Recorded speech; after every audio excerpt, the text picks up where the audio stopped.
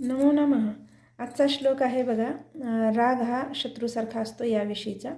क्रोधो नाशयते धैर्यं, क्रोधो नाशयते श्रुतं, क्रोधो नाशयते सर्वं, नास्ति क्रोधसमो शत्रुः. काय म्हटलेलं आहे बघा.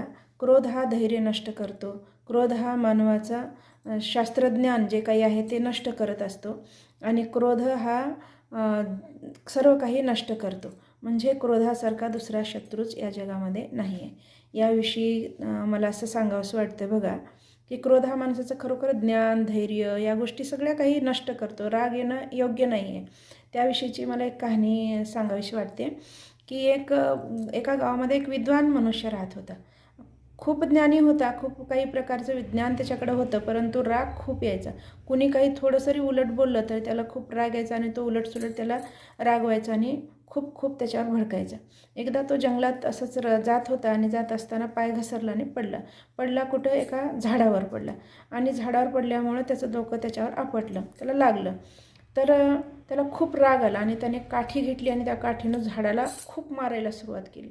इतकं बदडू लागला, इतकं मारू लागला की तो थकला. मारून मारून झाडावर थकला. झाडाला तर काही होत नव्हतं. तर शेवटी तिथे एक जाताना साधू आणि जखमी झाला. हाताला फोड आले काठी धरल्या. तर तिथे एक साधू जात होता आणि त्या साधूनं ते पाहिलं. ते साधू म्हणाला की झाडावर राग कशाला काढतोस? झाड हा शत्रू नाही आहे तुझा, तर तुझा खरा शत्रू आहे तुझा राग.